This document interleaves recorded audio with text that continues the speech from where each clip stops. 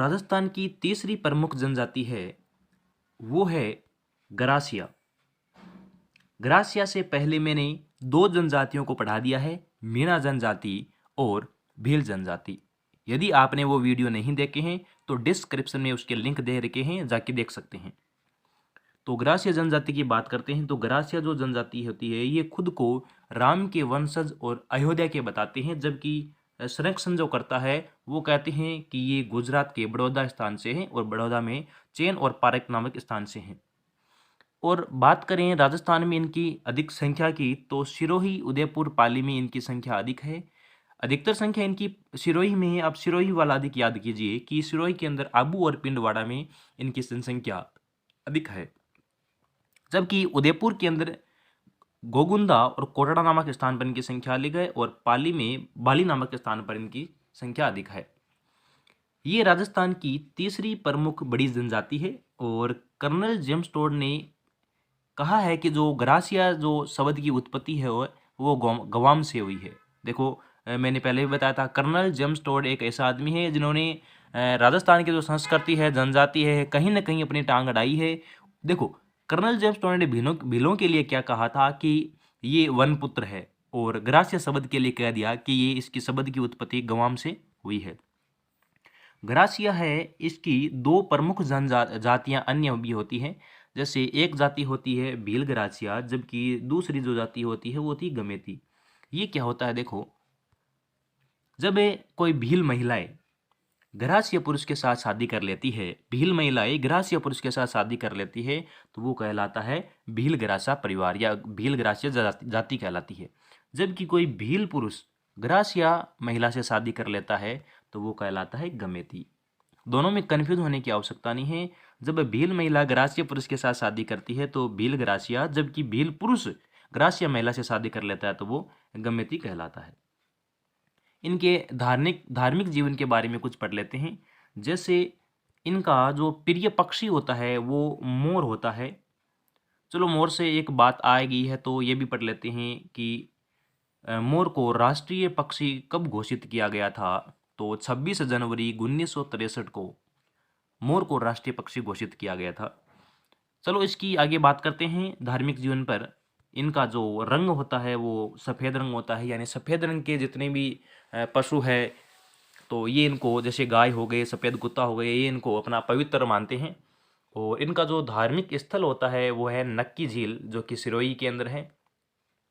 गरासिया जनजाति के अंदर किसी व्यक्ति के मरने के बाद उसके 12 दिन बाद उसका अंतिम संस्कार करते हैं, और 12 दिन बाद जो मृत्यु भोज करती हैं उस मृत्यु भोज को कहते हैं मेक। इनके जो मृत्यु भोज है इनको जनजाति की उसको बोलते हैं मेक। और इनका जो प्रमुख त्यौहार होता है वो त्यौहार कौन कौन से होते हैं, जैसे आखातीज का जो त्यौहार होता है इसका प्रमुख त्यौहार होता है। इसके मेलों की बात करें तो मेला घोटिया अम्बा मेला जो कि बांसवाड़ा में है, ये इनका मुख्य मेला है। और इसके अलावा 3 प्रमुख शब्दावली हैं। जैसे गरासिया का कुंभ कौन सा है, तो जैसे इनका जो पवित्र स्थान है नक्की झील, वही इनका क्या है, गरासिया का कुंभ कहलाता है। सहरिया जो जनजाति है इनका जो कुंभ होता है वो सीतावाड़ी मेला बारा के अंदर है। और आदिवासियों का जो कुंभ होता है वो होता है वेनेश्वर डूंगरपुर, जो कि मैंने पहले बताया था आपको कि जहाँ पर खंडित शिवलिंग की पूजा होती है, ये आदिवासियों का कुंभ स्थान है। देखो, आदिवासियों का कुंभ स्थान अलग बताया है, जबकि सहरिया जनजाति का अलग है, गरासिया का अलग है। नक्की झील गरासियों का कुंभ है, सीताबाड़ी जो मेला है वो सहरिया का कुंभ है, जबकि वेणेश्वर धाम है वो पूरे ही आदिवासियों का कुंभ कहलाता है। इसके अलावा इनके विवाह की प्रथाएं होती है। इनके विवाह की प्रथाओं की बात करें तो पहला जो विवाह है ताड़ना विवाह कहलाता है। मेलवी, पहरावना, मोरबंदिया, ये 4 प्रकार के विवाह होते हैं। तो जो ताड़ना विवाह है ये इनका इम्पोर्टेंट होता है। इसमें फेरे नहीं होते हैं, जो 5 पंच होते हैं वो पंच ही इनका विवाह करवाते हैं। और इन जो जनजाति के अंदर दापा जो प्रथा है वो भी प्रचलित है।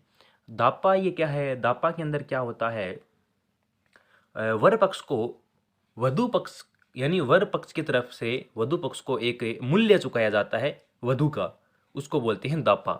नीचे मैंने इसका वर्णन भी दे रखा है कि जो दापा होता है वर पक्ष द्वारा वधु पक्ष को मूल्य चुकाया जाता है, उसको दापा बोलते हैं। ये ताड़ना विवाह के अंदर होता है।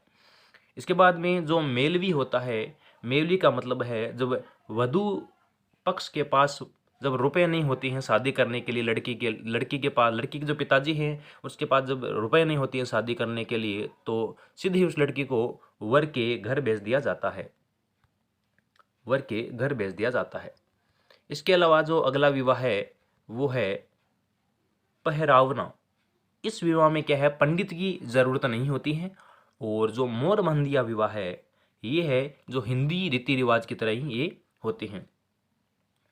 इस जनजाति की विशेष बात यह है कि इस जनजाति के जो लोग होते हैं यानी पुरुष होते हैं विशेषकर, वो भी आभूषण पहनते हैं, पुरुष भी आभूषण पहनते हैं। तो अच्छा क्वेश्चन यहाँ से बन सकता है कि किस जनजाति के पुरुष आभूषण पहनते हैं, तो ग्रासिया जनजाति के जो लोग होते हैं वो आभूषण भी पहनते हैं। ये कोई बड़ी बात नहीं है, पहन सकते हैं, उनका शौक है। तो इनके जो कौन कौन से आभूषण है, जैसे भाटली, भाटली जो आभूषण है वो हाथ में पहने जाने वाला होता है, और पनला जो होता है वो गले में पहनने वाला होता है, और झेला झुरकी, झेला जो झुरकी होता है ये कान में पहनने वाला आभूषण होता है। इसके अलावा जो इनकी प्रमुख शब्दावलियां हैं ग्रासिया जनजाति की, वो भी देख लेते हैं। जैसे प्रमुख शब्दावलियों में प्रथम आता है कि हेलरू क्या होता है, तो हेलरू ग्रासिया जनजाति की एक सहकारी संस्था है। मांड क्या होता है, ये अतिथि आने का ग्रह होता है। फालिया क्या होता है, ग्रासिया जनजाति का गांव फालिया कहलाता है।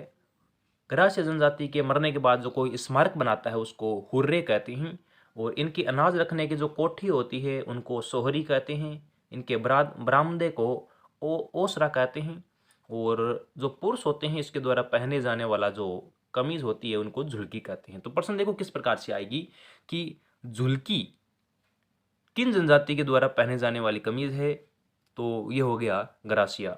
या फिर झुलकी का संबंध किस जनजाति से है, ओसरा इनका ग्रासिया जनजाति का बरामदा कहलाता है। सोरी अनाज रखने का कोठी हो गई। हुर्रे किस जनजाति का स्मारक है, या किस किस जनजाति में स्मारक को हुर्रे कहते हैं, तो ग्रासिया जनजाति के स्मारक को हुर्रे कहते हैं। ग्रासिया जनजाति के गांव को फालिया कहते हैं, अतिथि गृह को मांड, और जो सहकारी संस्था है उसको हेलुरु कहते हैं। इसके अलावा जो कुंवारी लड़कियां होती है ये लाख की चूड़ियां पहनती है, कुंवारी लड़कियां लाख की चूड़ियां पहनती है, जबकि शादीशुदा जो होती है ये हाथी दांत की चूड़ियां पहनती हैं। देखो अच्छा क्वेश्चन है, हमारी नॉर्मल जैसे राजस्थान की बाकी इलाकों में जो लाख की चूड़ियां हैं शादीशुदा पहनती हैं, लेकिन यहाँ पर इस जनजाति में ग्रासिया जनजाति के अंदर कुंवारी लड़कियां ही लाख की चूड़ियां पहनती हैं, जबकि शादीशुदा जो होती हैं वो हाथी दांत की चूड़ियां पहनती हैं। इनके प्रमुख नृत्य भी इम्पोर्टेंट है, जैसे वालर हो गया, लूर, मांदल, मोरिया, रायन, कूद, जावर नृत्य, ये सारे नृत्य जो है वो ग्रासिया जनजाति के महत्वपूर्ण नृत्य हैं। इनमें से आपको एक दो इम्पोर्टेंट है, जैसे वालर नृत्य याद करना है आपको कि वालर नृत्य जिस क्षेत्र में होता है वो होता है सिरोही, और इसमें घूमर की तरह नाचा जाता है और बिना वाद्य यंत्र के। यहाँ पर अच्छा क्वेश्चन है कि बिना वाद्य यंत्र के कौन सा नृत्य किया जाता है, तो वालर नृत्य किया जाता है बिना वाद्य यंत्र के, जो कि ग्रासिया जनजाति के द्वारा किया जाता है। इसके अलावा लूर, मांदल, मोरिया, रायन, कूद और जावर नृत्य भी है। तो इससे बाहर मेरे हिसाब से कोई क्वेश्चन नहीं आएगा, क्योंकि मैंने जितना भी था ग्रासिया जनजाति का वो सारा टॉपिक मैंने यहाँ पे PDF के रूप में डाल दिया है।